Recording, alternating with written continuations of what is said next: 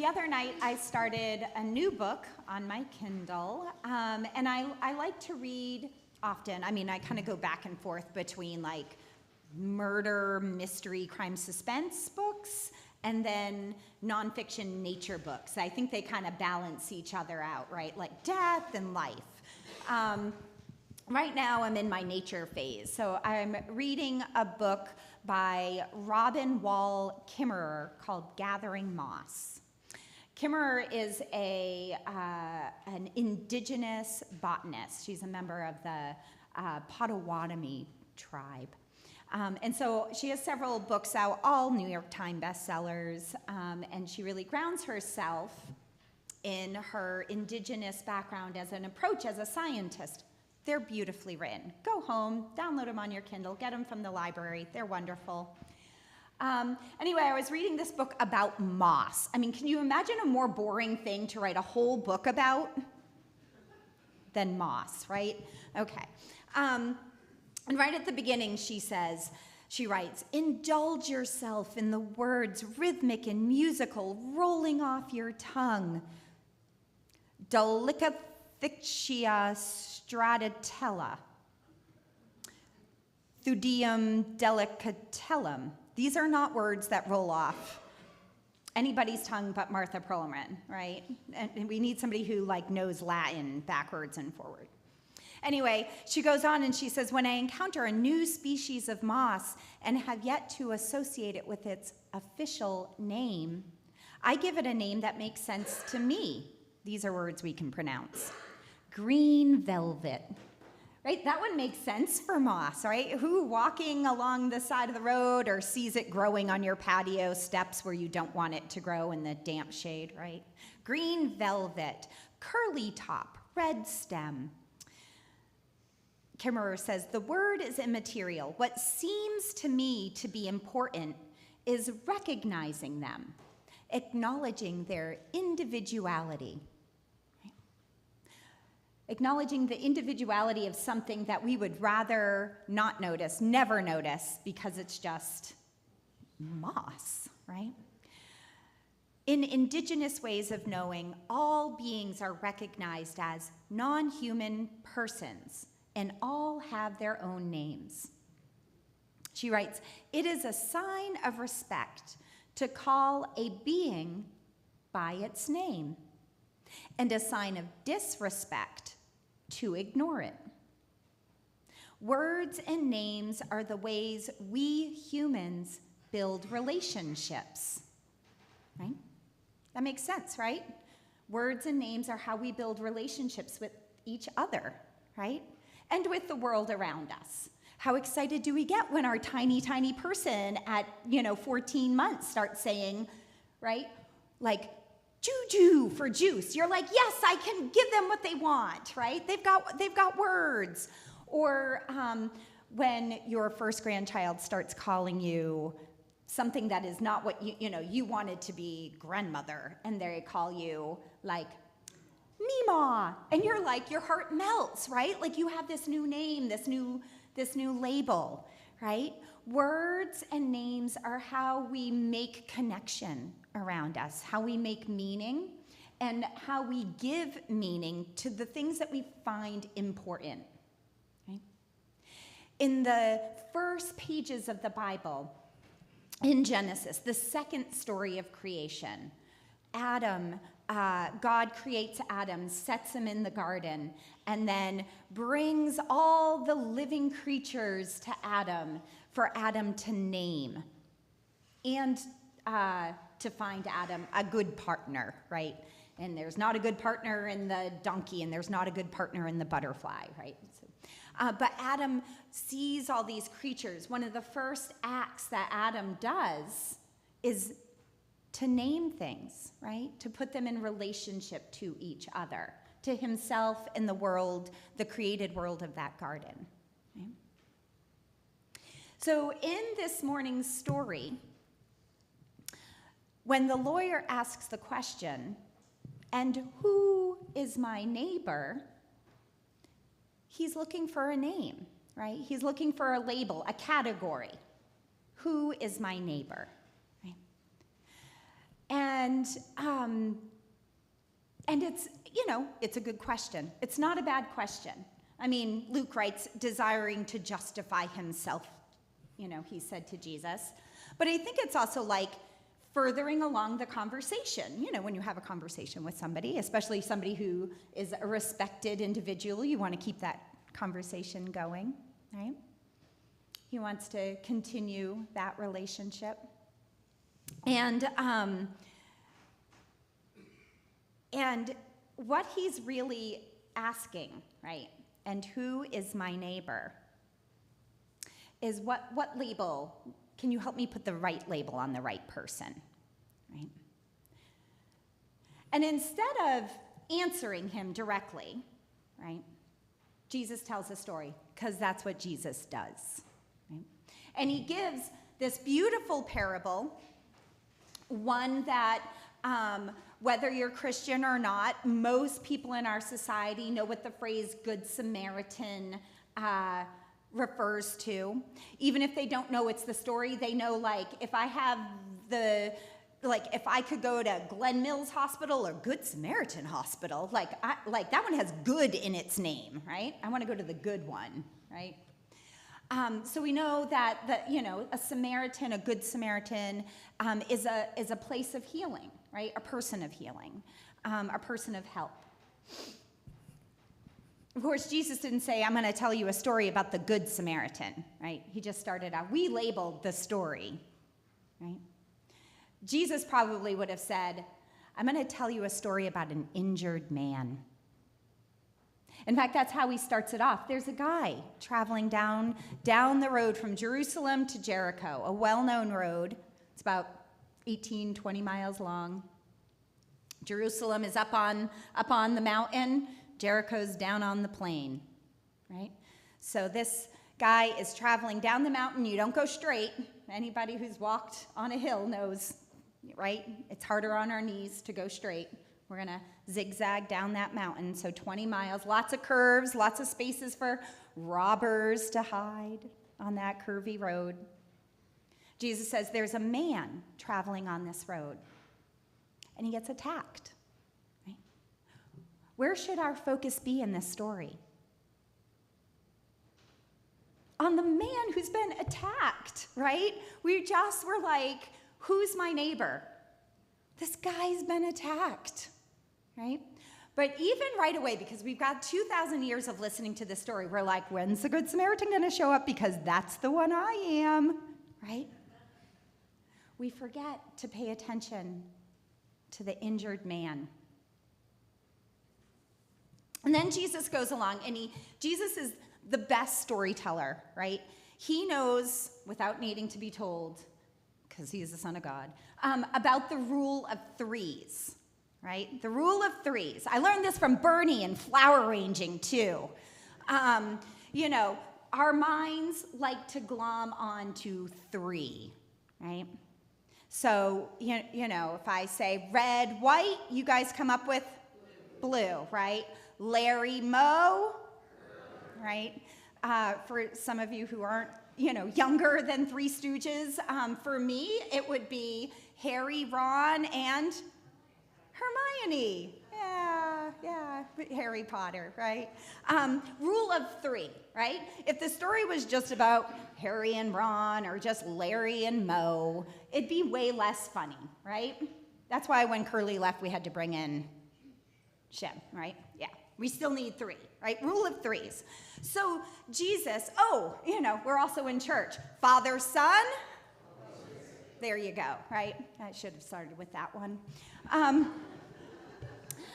Anyway, Jesus, he's telling the story. There's a man going down the road, and robbers attack him, beat him, leave him for dead, right? And the lawyer's still listening. He's like, okay, I still don't know how I'm supposed to be a neighbor, right? Who's the neighbor in this story? It's not the man lying half dead. And then Jesus says, and a priest started traveling down the road. And so the lawyer's like, okay, this makes sense. But he doesn't help, right? And then there's a Levite who's traveling down the road. And the lawyer's like, I see where you're going. Rule of threes, right? Priest, Levite, who's the third? Wrong. We think Samaritan. For Jesus' Jewish audience, for the lawyer, who isn't a lawyer like somebody like we think of lawyer. A lawyer is somebody who studies God's law. When you hear lawyer in the Bible, you really need to think theologian, right? Biblical scholar, right? Rule of three for Jewish biblical scholars. It's priest, Levite, Israelite. Because all Jews fall into one of those three categories. Priests, many Jewish people still bear the name of priest. Cohen. Cohen is the Hebrew word for priest. Okay? So you might not actually serve as a priest, but you might be, that may be your like familial tribal designation. Priest. Levites were descendants of Jacob's third son, Levi. Jesus has a disciple named Levi the Levite, okay? Levites, they served in the temple. They weren't the priests. They were doing what Paul's doing right now. I'm the priest, Paul's the Levite, right? You all are Israelites, everybody else, right? So all Jews fall into those three categories. So when the biblical scholar is listening to Jesus, there's a gentleman traveling down the road. He's beset by robbers. He's attacked, left for dead. A priest comes by, passes him by. The Levite comes by, passes him by. All of the listeners are like, this is where we come in. This is our moment to shine. This is where the Israelites do the right thing. It's not the ones you would expect. It's not the ones in power. It's not the ones, right? It's the little guy, right? But that's not what Jesus does, right? He switches it, right? And does Jesus call him the Good Samaritan? No. He just says Samaritan, right? We've attached the label to the Samaritan's actions because they're the actions that we want to do, right? We don't want to be the priest for whatever good reason she had to pass that person by, right? It's not because she's like, ooh, evil, right? Whatever those reasons were, right? Not the Levite, and whatever good reasons that Levite had to pass him by, right? We've attached good to those actions because that's who we want to be in the story, right?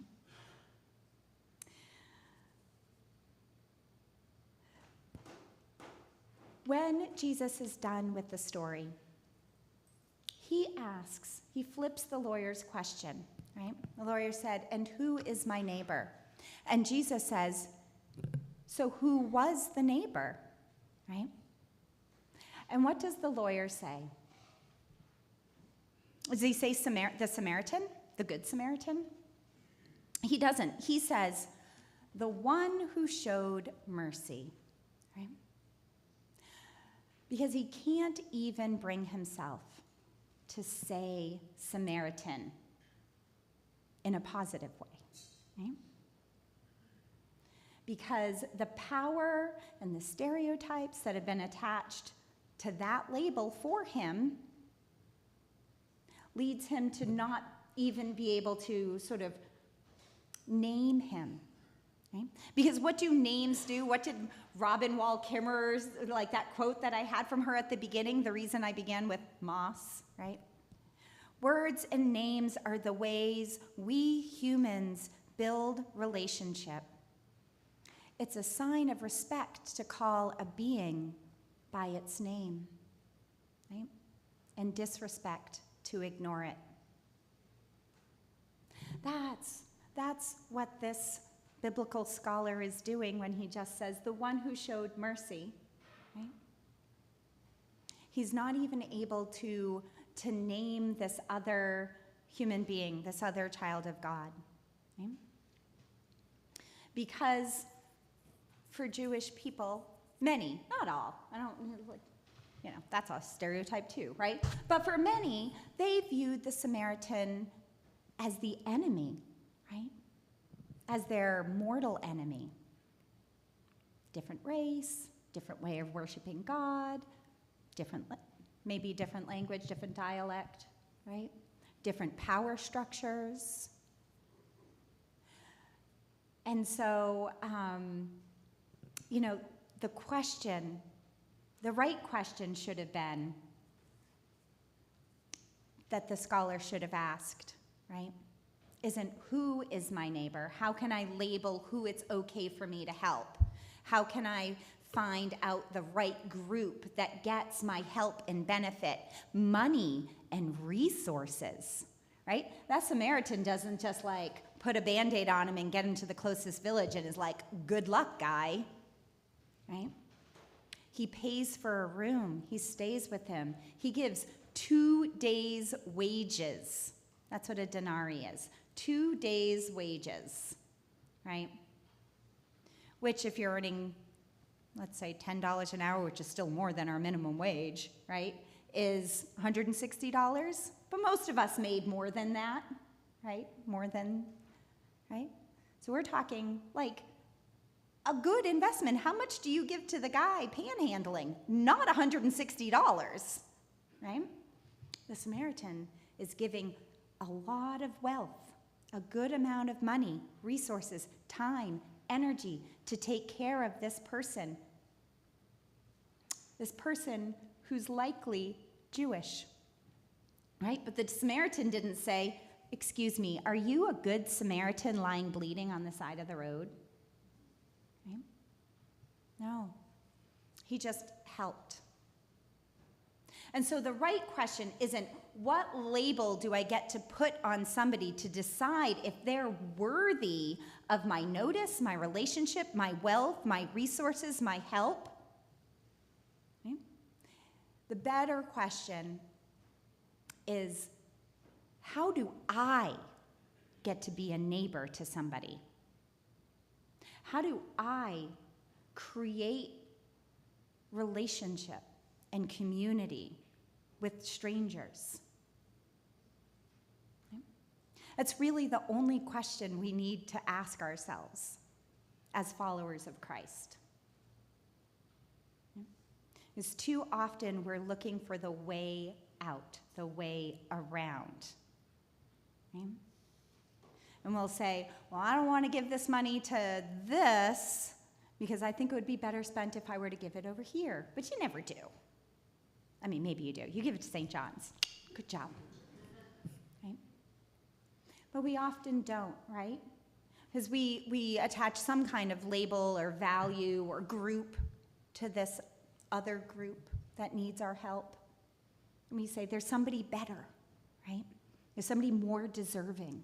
There's somebody I like better, I think is more deserving. Okay? Not who is the neighbor, right? But how do I get to be the neighbor? Martin Luther King Jr. Gave a sermon in 1960 on the Good Samaritan, and he said, the question comes down to the priest and the Levite, right? Most of us, many of us who are in power and privilege and wealth, right? The question we ask is, if I stop to help this person, right? If I give my time and energy and resources to this person, what is going to happen to me? Right? What is going to happen to me? But the Samaritan asks, if I don't stop and help, what's going to happen to him?